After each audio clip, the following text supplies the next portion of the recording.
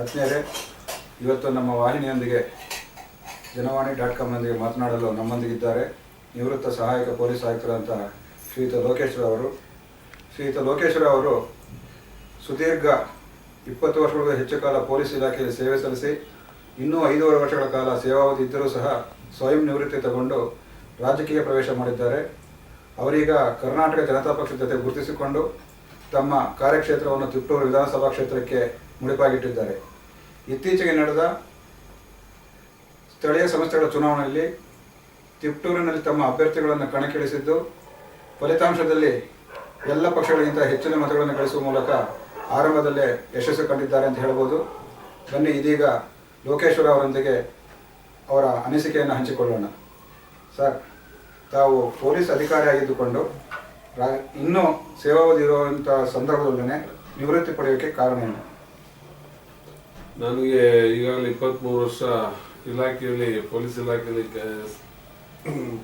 ಸೇವೆ ಮಾಡಿರೋ ಜೊತೆಗೆ ಹಿಂದೆ ಶಿಕ್ಷಣ ಇಲಾಖೆಯಲ್ಲೂ ಸುಮಾರು 7.5 ವರ್ಷ ಕೆಲಸ ಮಾಡಿದೆ. ಎಲ್ಲ ಇದರಲ್ಲಿ ಒಂದು 31 ವರ್ಷ ಸರ್ವಿಸ್ ನಂದು ಹೊರಗಡೆ ಆಗಿತ್ತು. ಹಾಗಾಗಿ ಸ್ವಲ್ಪ ನನ್ನ ವೈಯಕ್ತಿಕ ಬದುಕಲ್ಲಿ ಬದಲಾವಣೆ ತೆಗೆದುಕೊಂಡು ತಾಲೂಕಿನ ಒಂದು ಸೇವೆ ಮಾಡಬೇಕಂತ ಯೋಚನೆ ಮಾಡಿಕೊಂಡು ಈಗ ರಾಜಕೀಯದ ಮೂಲಕ ತಾಲೂಕು ಸೇವೆ ಮಾಡೋಣ ಅಂತೇಳಿ ಈ ಒಂದು ಹೆಜ್ಜೆಯನ್ನು ಇಟ್ಟಿದ್ದೀನಿ.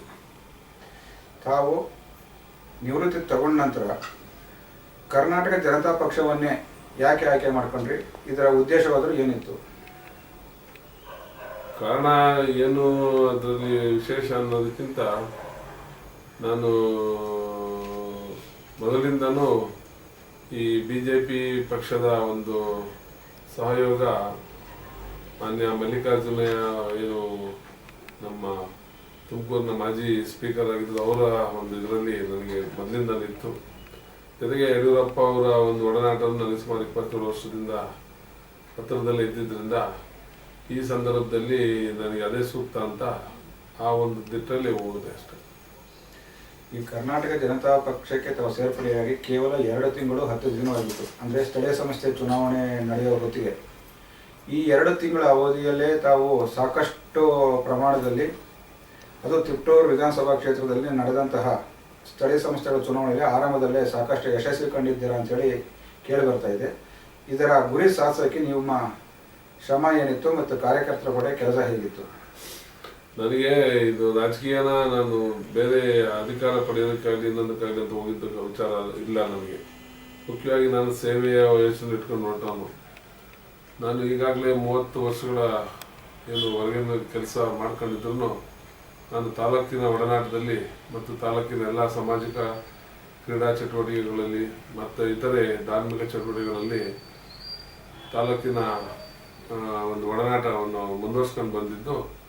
ಈಗ ನಾನೇನು 2.5 ತಿಂಗಳಿಂದ ಅಲ್ಲಿ ರಾಜಕೀಯ ಪ್ರವೇಶ ಮಾಡಿದ್ದೇನೆ. ಆಗ ಎಲ್ಲ ನಾನು ಮಾಡಿದ ಸೇವೆ ಈಗ ಅದು ಒಂದು ರೀತಿಯಲ್ಲಿ ನನಗೆ ಈ ರಾಜಕೀಯ ಒಂದು ವಿಜಯ ಪಡೆಯೋದಕ್ಕೆ ಸಹಾಯ ಆಗಿದೆ ಅಂತ ನನ್ನ ಅಭಿಪ್ರಾಯ.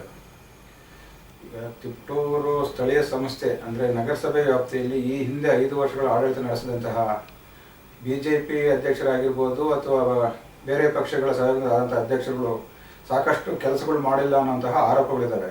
ಆದರೆ ಅಲ್ಲಿನ ಸ್ಥಳೀಯ ಶಾಸಕರು ನಾವು ಸಾಕಷ್ಟು ಅಭಿವೃದ್ಧಿ ಕೆಲಸ ಮಾಡಿದ್ವಿ ಅಂತ ಪದೇ ಪದೇ ಹೇಳ್ತಾ ಇದ್ದಾರೆ. ಇದರ ಬಗ್ಗೆ ನಿಮ್ಮ ಅಭಿಪ್ರಾಯ ಏನು? ಅವರು ಏನು ಯಾವುದೇ ಯೋಜನೆಗಳನ್ನು ಮಾಡಿದಂಥ ಶಾಸಕ ಅಲ್ಲ, ಪ್ರಥಮವಾಗಿ ಹೇಳೋದು.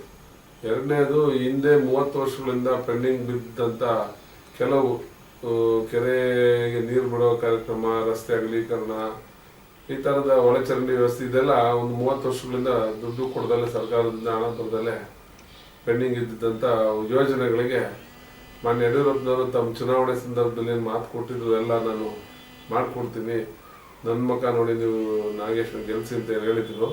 ಆ ಒಂದು ಇದರಲ್ಲಿ ಅವರು ಆ ಮಾತಿನಂತೆ ನಡ್ಕೊಂಡು ಆ ಹಣ ಕೊಟ್ಟಾಗ ಅವೆಲ್ಲ ಕಾರ್ಯಗತವಾಗಿದ್ವು. ಆದರೆ ನಗರದ ಒಂದು ರಸ್ತೆ ಏನು ಪ್ರಮುಖ ಮೇನ್ ರೋಡ್ ಬಿಟ್ಟರೆ ಇನ್ನು ಯಾವುದೇ ರಸ್ತೆಗಳು ಇಲ್ಲಿ ಏನೂ ಆಗೋದಿಲ್ಲ. 5.5 ವರ್ಷದಿಂದ ಇದೇ ಶಾಸಕರ ಮುಂದಾಳತ್ವದಲ್ಲೇ ಜನ ನೋವನ್ನು ಪಟ್ಟಿದ್ದು ಮತ್ತು ಗ್ರಾಮಾಂತರ ಪ್ರದೇಶಗಳಲ್ಲಿ ಯಾವುದೇ ಅಭಿವೃದ್ಧಿ ಆಗಿದ್ದರೆ ಇರೋದು ಎಲ್ಲರ ಬಾಯಲ್ಲೂ ಇದ್ದಂಥ ವಿಚಾರ ಆಗಿದ್ರೂ ಕೇವಲ ಯಡಿಯೂರಪ್ಪನವ್ರು ಮಾಡಿ ಹಣ ಕೊಟ್ಟಿದ್ದಂಥ